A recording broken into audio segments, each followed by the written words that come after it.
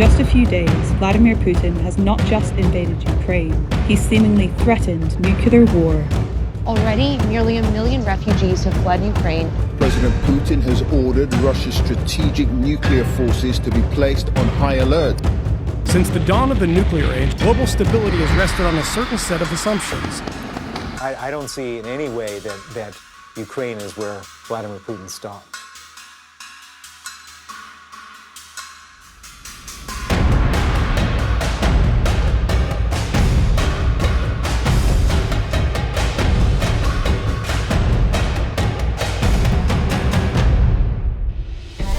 Putin possesses a weapon more deadly than 100 conventional nuclear warheads. He is the only one who has it. There is no mutually assured destruction. It guarantees Russia's rise as the only world superpower, and he has already begun to use it. You may already know that Russia has Europe by the throat, holding its energy supply. You may also already know that Putin has been stocking his war chest for many years in preparation for war. Now, with his attack on Ukraine, we have an even clearer sense of Putin's imperial ambitions.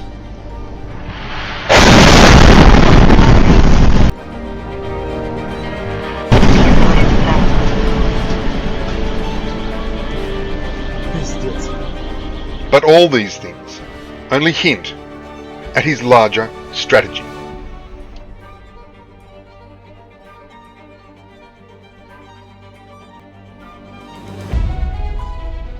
The nation of Ukraine is a great prize in its own right.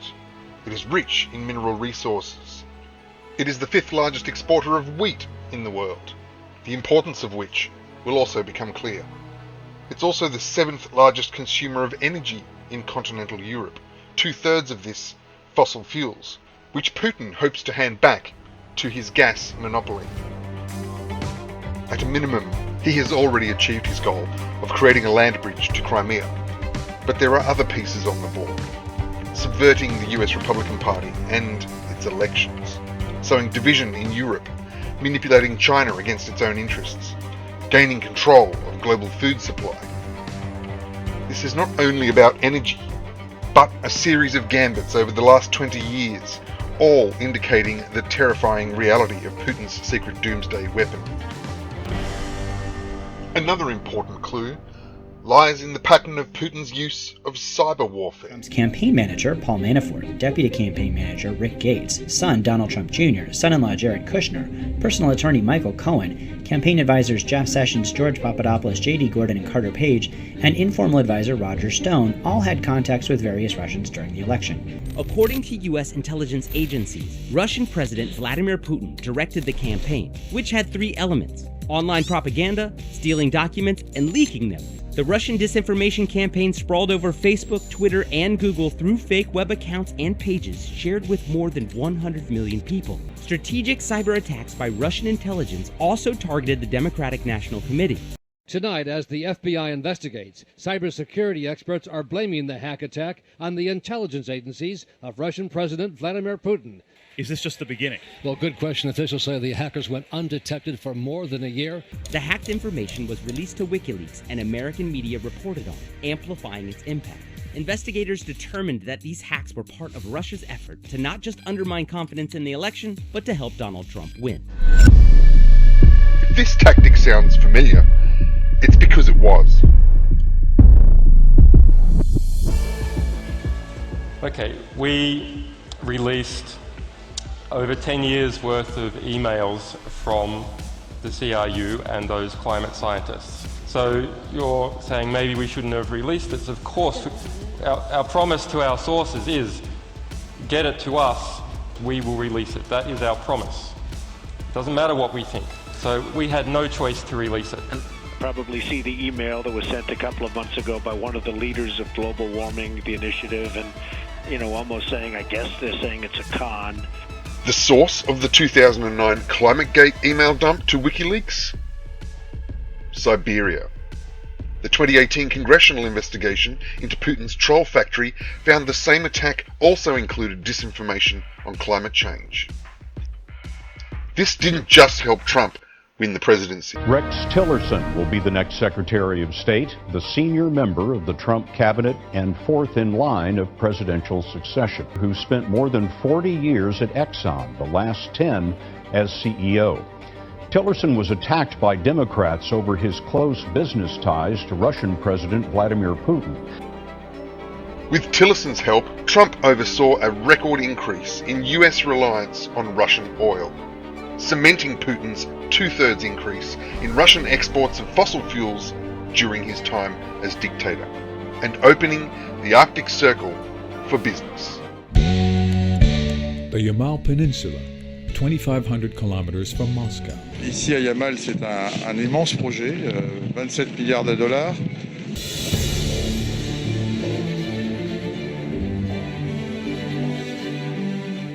Le projet Yamal LNG, c'est la première usine LNG construite au-delà du cercle polaire. C'est une première mondiale.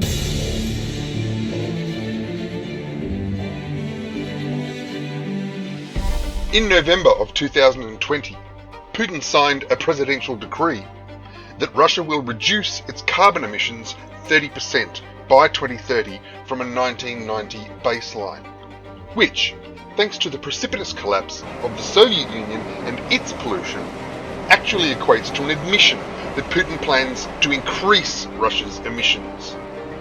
If indeed Russia's real emissions can even be determined, having changed their reported figures 8 times.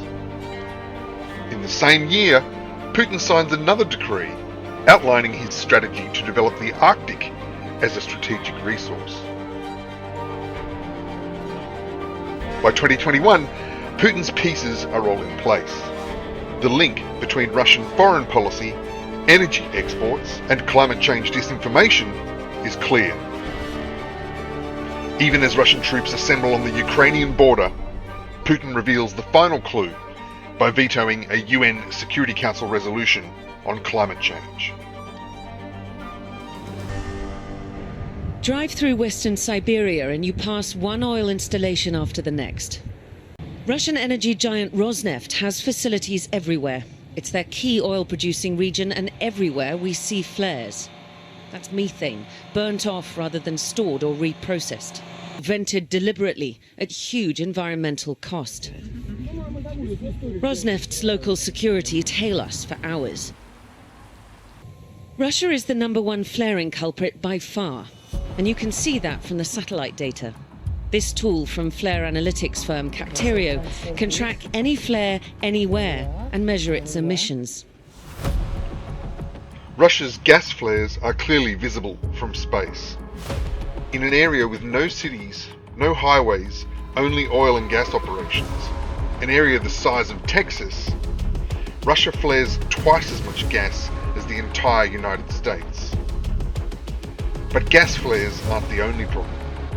Russia is also responsible for huge pipeline leaks, like this one in 2019, which, in the weeks it took to find and repair, emitted the equivalent of 40,000 vehicles driving for a year. And there are dozens of these super emitter events. As if intentional flaring and pipeline leaks aren't enough, Третье место в мире по объему экспорта угля, поставок ценой, и власти ничего не делают для того, чтобы исполнить свою базовую регуляторную функцию. Единственное, во всем мире считается, от этого считается, нужно уходить. Уголь, грязное топливо, уже забили это в подсознание, грязное топливо и все. И вот тяжело сейчас все это идет, особенно с учетом требования экологии. Хотя на самом деле добыча, транспортировки, взять уголь, нефть и мазут, и газ. Уголь ведь самый экологически чистый. Взрываем, взрываем, взрываем. Я уже говорила, что метан там зашкаливает. Это было известно. Муж приходил с работы каждый день и говорил, добром это не кончится. 2021, 51 Russian coal miners were killed in an explosion. The cause? A methane leak. We started by undertaking a broad survey of existing methane regulations. The International Energy Agency reports that Russia has no prescriptive controls on methane under its regulatory approach. No leak detection, no restrictions on flaring, and no enforcement. And despite all of Russia's brazen efforts to create as much greenhouse gas as possible, it's also the worst country in the world for deforestation. And yet, all of this is still just the beginning.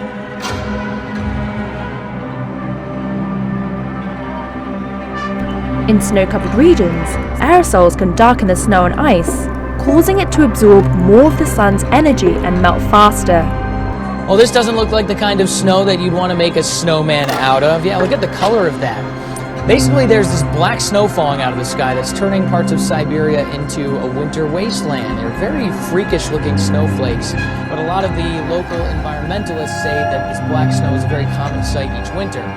The Kuzba's government recently announced an increase in coal production here to help make up for falling coal prices.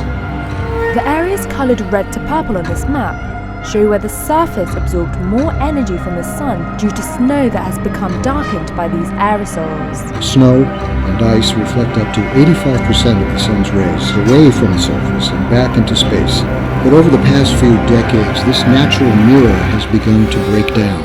So there are several aspects to this feedback in the Arctic problem which are truly frightening. Global warming is increasing the temperature in the Arctic 2 to 3 times faster than the rest of the planet. Warming is then amplified by the loss of albedo as the reflective ice and snow disappear. Instead of reflecting 85%, you're absorbing 90%. And we are seeing reductions in the aerial coverage of snow over the land, just like we're seeing reductions in the aerial coverage of sea ice. For several years now, mysterious giant craters have been appearing in the Siberian tundra.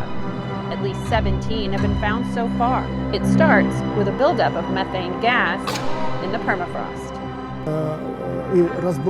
As the pressure in these gas accumulations increases, a mound forms.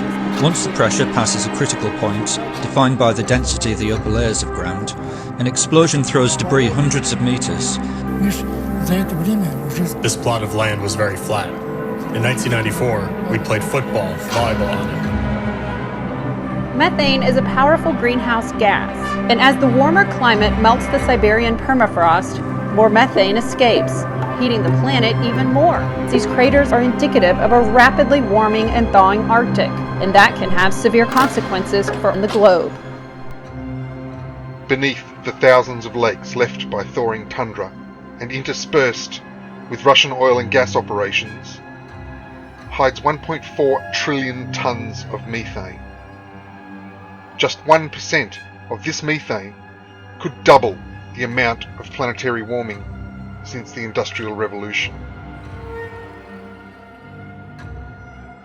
Concerns about the methane bomb faded after a study in 2019, led by Carolyn Ruppel of the US Geological Survey, which showed that it could take decades to release even 1% of this methane. But Ruppel's study addressed deep ocean clathrates, not subsoil methane. It also didn't account for decreasing albedo. It didn't account for the study by Surkova et al. In 2019, which found rapid carbon release by thermokarst lakes. It didn't account for Melkert et al. In 2022, finding rapid release of methane from Eudoma-type permafrost. And it didn't account for Fronsheim et al. 2021, showing the unexpected release of carbon from the very rocks. In truth, Putin is sitting on a carbon bomb that could easily counteract all efforts by other nations to avert the climate crisis.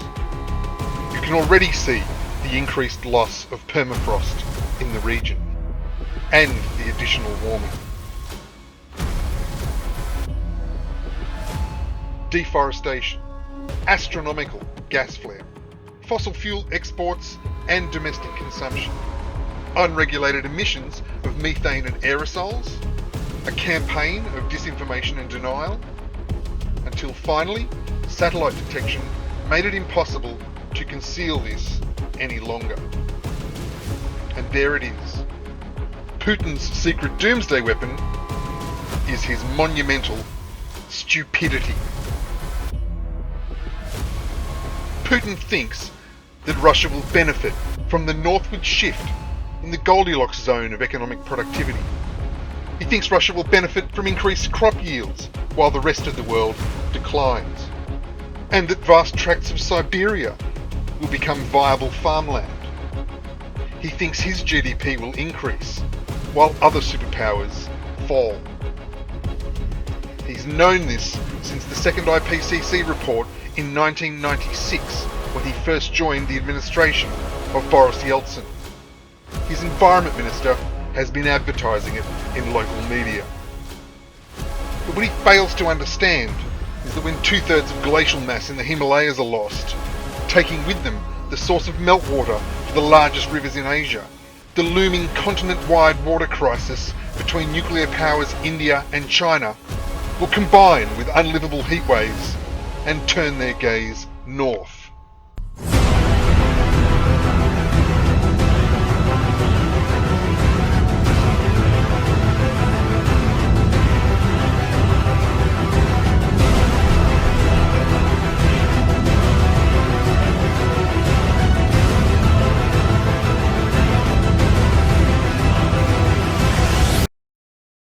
If we continue on the path we're on, those changes will reverberate throughout the system, the human system, the biological system, the socioeconomic system. Like Siberian oil workers using artillery to extinguish oil well fires, Putin now occupies the convergence of war, energy policy, and climate change. Putin has weaponized the climate crisis and declared war not just on Ukraine, but on the world. We can still avert the worst impacts of the climate crisis, but for this to happen, 4 things must be done. First, Putin's invasion of Ukraine must be repelled decisively. Second, Putin's regime must be crushed. Third, sanctions against Russia must remain in place until they form a government that gives reasonable voice to people with a conscience. And fourth, China must get off the fence.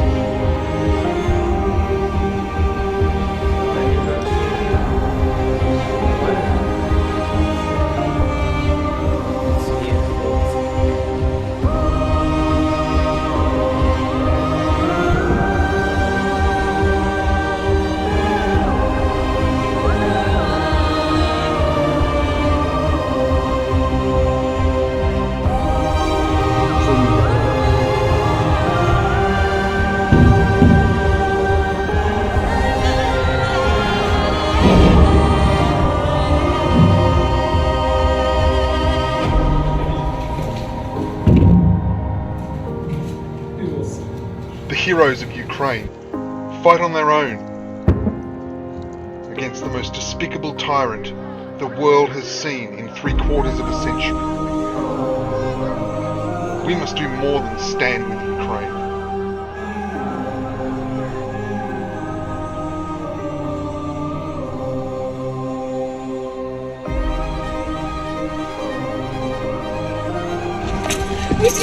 Tell the whole world that they should help. Why aren't they helping? The Americans and the British. Where are the planes? Shout to the world. Get everyone to help. France, Germany, Britain should help. Я Англии, пусть все помогают.